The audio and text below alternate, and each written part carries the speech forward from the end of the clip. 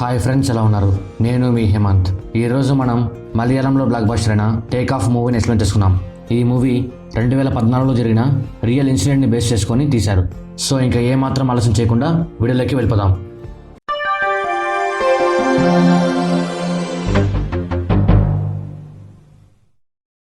సమీరా తను తన హస్బెండ్తో డివోర్స్ తీసుకొని తన ఫ్యామిలీ కోసం ఇండిపెండెంట్గా కష్టపడుతూ ఉంటుంది. తను ఒక నర్స్. షాహిద్ తను కూడా నర్స్. సమీరాతో పాటు పనిచేస్తూ ఉంటాడు. షాహిద్ సమీరాని ప్రేమిస్తూ ఉంటాడు. తనకి సమీరా గురించి అన్ని విషయాలు తెలుసు. సమీరాకి కూడా తన లవ్ విషయం చెప్పేసి ఉంటాడు. కానీ సమీరాకి పెళ్లి మీద నమ్మకం ఉండదు. దానికి తోడు ఫ్యామిలీ ప్రాబ్లమ్స్ ఉంటాయి. దాంతో తను పెళ్లి గురించి పట్టించుకోకుండా వాళ్ళ ఫ్యామిలీకి ఉన్న అప్పులను తీర్చడానికి ట్రై చేస్తూ ఉంటుంది. సమీరా డబ్బులను ఎక్కువగా సంపాదించడం కోసం ఇరాక్కి వెళ్ళాలి అనుకుంటుంది. అక్కడ ఇచ్చే శాలరీ ఇక్కడికన్నా 4 times ఎక్కువగా ఉంటుంది. ఆ జాబ్ కోసం ఇంటర్వ్యూస్ జరుగుతూ ఉంటే సమీరా ఆఫీస్కి వెళ్ళుంటుంది. షాహిద్ కూడా సమీరా కోసమే ఇరాక్కి వెళ్ళాలనుకుంటాడు. సమీరాకి ఇంటర్వ్యూ జరుగుతున్నప్పుడు ఎక్స్పీరియన్స్ సర్టిఫికేట్ లేదు అని ప్రాబ్లం వస్తుంది. అప్పుడు షాహిద్ ఇంటర్వ్యూవర్తో మాట్లాడి ఇంటర్వ్యూని సక్సెస్ అయ్యేలా చేస్తాడు.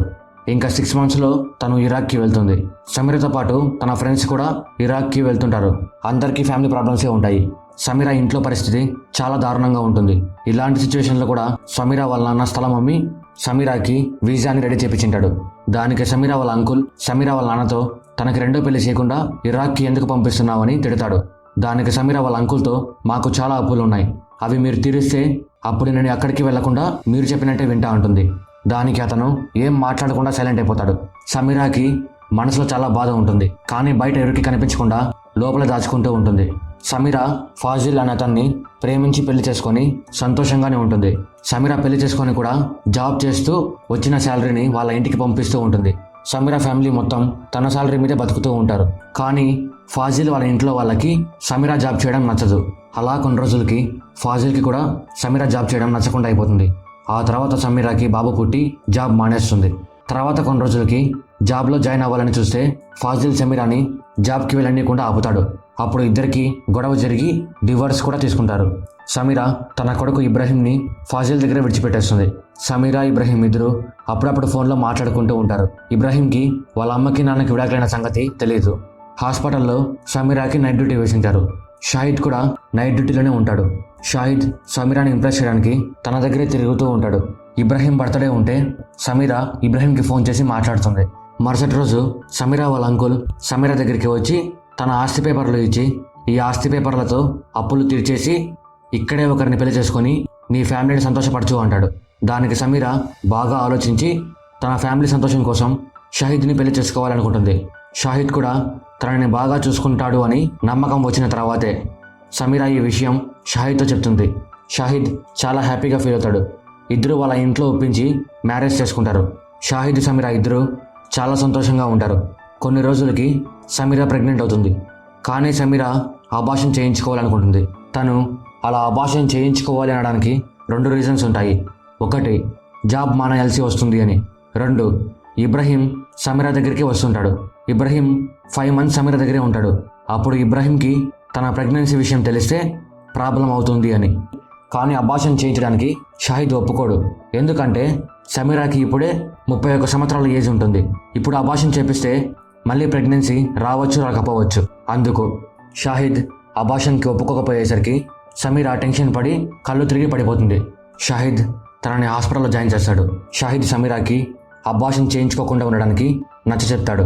తర్వాత ఇద్దరు కలిసి ఇరాక్లో జాబ్ చేయడానికి వస్తారు. సమీరా వాళ్ళతో పాటు చాలామంది ఇండియా నుంచి జాబ్ చేయడానికి ఇరాక్కి వస్తారు. ఇక్కడికి వచ్చిన వాళ్ళంతా ఇరాక్ గవర్నమెంట్ కోసం పనిచేయడానికి వచ్చింటారు. అందుకు వాళ్ళకి సపరేట్ ఆర్మీ ప్రొటెక్షన్ కూడా ఉంటుంది. యూసఫ్ తను ఇక్కడ హాస్పిటల్ మొత్తానికి హెడ్. తనే ఇండియా నుంచి వచ్చిన అందరికీ అన్ని అరేంజ్ చేస్తాడు. ఇరాక్లో చాలా టెర్రరిస్ట్ అటాక్లు జరుగుతూ ఉంటాయి. దానికి తోడు సమీరాతో పాటు ఇండియా నుంచి వచ్చిన అందరూ ఇంత సెక్యూరిటీ చూసి మనం ఏమైనా డేంజర్లో ఉన్నామా అని భయపడతారు. ఇరాక్లో ఉండే అమ్మాయిలంతా ఖచ్చితంగా ముస్లిమ్స్ లాగా బుర్కా వేసుకోవాలి.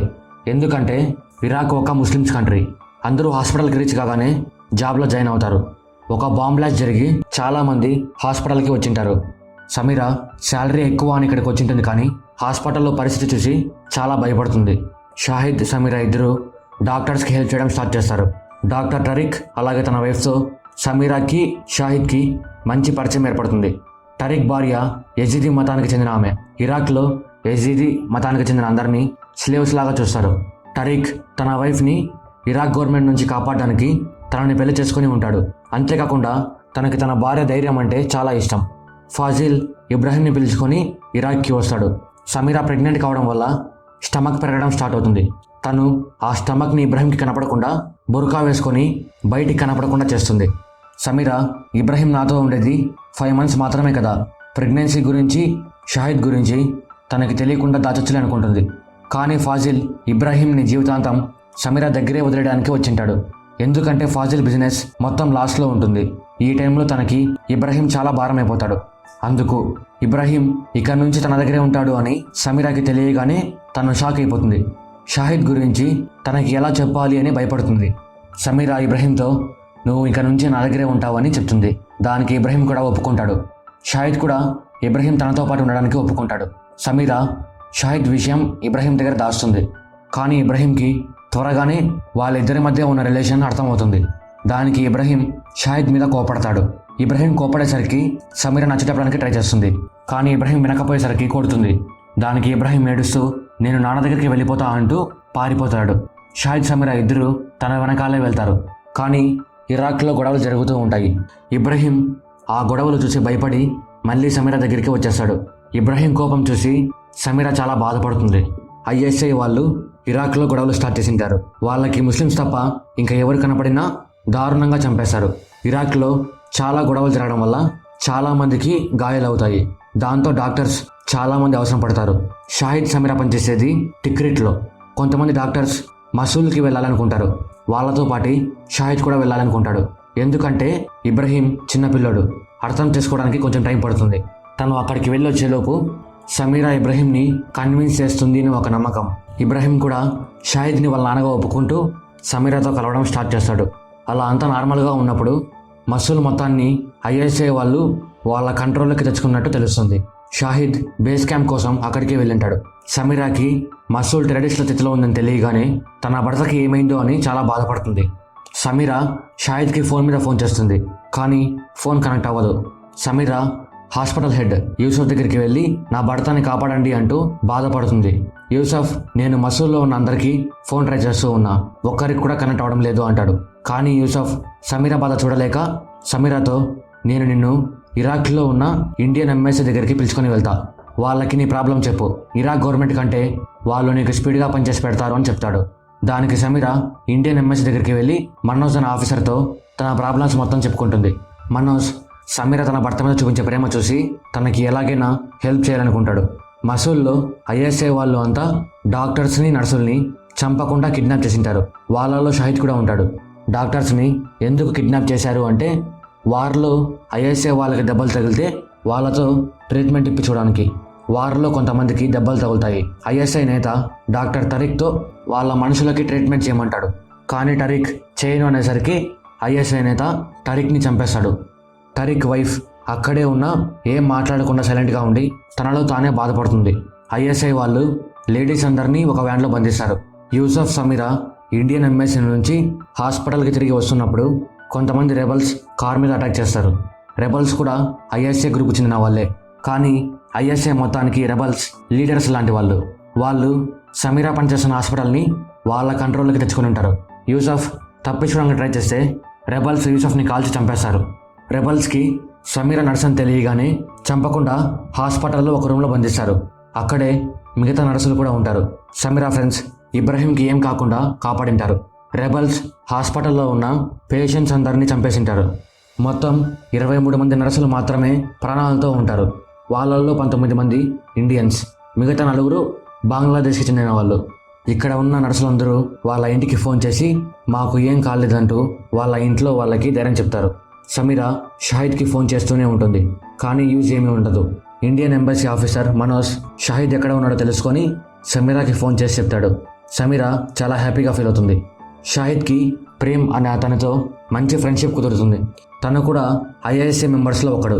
కానీ కొన్ని అనుకోని కారణాల వల్ల అలా మారింటాడు అంతే. కొంతమంది రెడ్ క్రాస్ వాళ్ళు హాస్పిటల్ని రెబల్స్ నుంచి వాళ్ళ కంట్రోల్కి తెచ్చుకొని అక్కడ ఇరుక్కున్న అమ్మాయిలని వాళ్ళ ఊరికి పంపించడానికి ట్రై చేస్తారు. సమీరా ఈ రెడ్ క్రాస్ వాళ్ళు ఎలాంటి వాళ్ళు తెలుసుకోవడానికి మనోజ్కి ఫోన్ చేస్తుంది. మనోజ్ సమీరా చెప్పినవన్నీ విని మొత్తం రెడ్ క్రాస్ వాళ్ళ గురించి, అలాగే వాళ్ళు అమ్మాయిలను ట్రాన్స్పోర్ట్ చేసే రూట్ గురించి మొత్తం ఎంక్వైరీ చేశాడు. రెడ్ క్రాస్ వాళ్ళు హాస్పిటల్లో ఇరుక్కున్న అమ్మాయిలతో ఇండియన్స్ ఈ ట్రిప్లో రావడం కుదరదు అంటారు. దాంతో బంగ్లాదేశ్ అమ్మాయిలు 4 వ్యాన్ ఎక్కి ఇంటికి బయలుదేరతారు. ఇండియాకి చెందిన 19 మంది అమ్మాయిలు మాత్రం అలానే హాస్పిటల్లో ఉండిపోతారు. మనోజ్ రెడ్ క్రాస్ వాళ్ళు అమ్మాయిలను పిలుచుకొని వెళ్ళే రూట్ చూసి అది చాలా డేంజర్ అని సమీరాకి ఫోన్ చేసి చెప్తాడు. మనోజ్ సమీరాతో మీరంతా అక్కడే ఉండండి, మన ఆర్మీని అక్కడికి పంపిస్తామని ధైర్యం చెప్తాడు. ఇండియాకి చెందిన 19 మంది నర్సులని ఇండియాకి పంపించకపోయేసరికి ఇండియాలో ఉన్న అందరూ గవర్నమెంట్ని తిట్టడం స్టార్ట్ చేస్తారు. దానికి మనోజ్ ఒక ప్రెస్ మీట్ అరేంజ్ చేసి అందరూ సేఫ్గా ఉన్నారని చెప్పి ఇండియాలో ఉన్న అందరినీ కూల్ చేస్తాడు. రెబల్స్ మళ్ళీ హాస్పిటల్ని వాళ్ళ కంట్రోల్లోకి తెచ్చుకుంటారు. రెబల్స్ మళ్ళీ హాస్పిటల్ మీద దాడి చేయడానికి కారణాలు ఉంటాయి.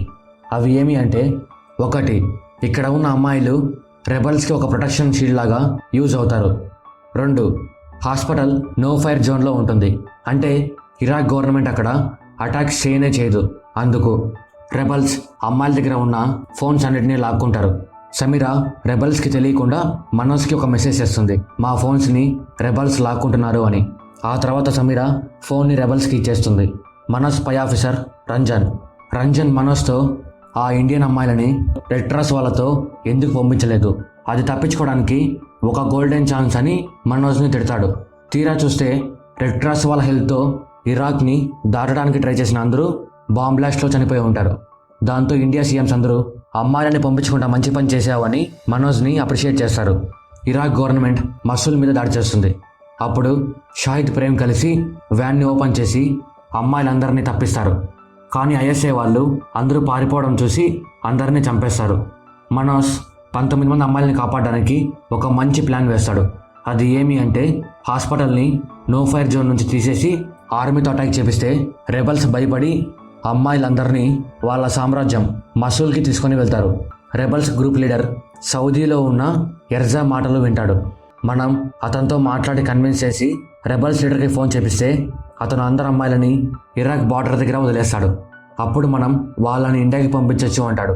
ఆ ప్లాన్ రాజన్ విని ఫస్ట్ ఒప్పుకోడు, కానీ ఆ అమ్మాయిలని కాపాడడానికి ఇంకో దారి లేదు అని ఆ ప్లాన్ని అప్రూవ్ చేస్తాడు. మనోజ్ ఈ ప్లాన్ని స్టార్ట్ చేయడానికంటే ముందు ఒక శాటిలైట్ ఫోన్ని ఆ అమ్మాయిల దగ్గరికి చేర్చాలనుకుంటారు.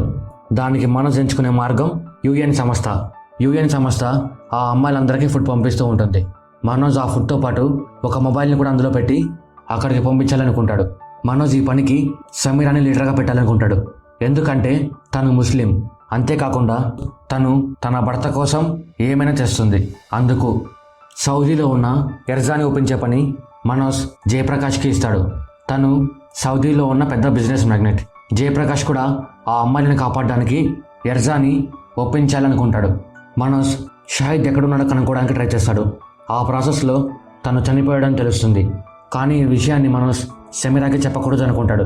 ఎందుకంటే అలా చెప్పేస్తే తనతో పాటు ఉన్న 18 మందిని కాపాడడానికి ఒప్పుకోదు. అలా జరిగితే 19 మంది డేంజర్లో పడతారు అని అనుకున్నట్టే మనోజ్ ప్లాన్ని స్టార్ట్ చేస్తాడు. ఫస్ట్ హాస్పిటల్ మీద బాంబ్ అటాక్ చేపిస్తాడు. రెబల్స్ అంతా భయపడి మసూల్కి బయలుదేరాలి అనుకుంటారు. నెక్స్ట్ మనోజ్ అనుకున్న ప్లాన్ ప్రకారమే సమీరా దగ్గరికి ఒక ఫోన్ని పంపిస్తాడు. తను ఆ మొబైల్ని ఆన్ చేయగానే మనోజ్కి తెలుస్తుంది. మనోజ్ సమీరాకి ఫోన్ చేసి మాట్లాడతాడు. మనోజ్ సమీరాకి ప్లాన్ గురించి మొత్తం చెప్తాడు. అలాగే కొన్ని జాగ్రత్తలు కూడా చెప్తాడు.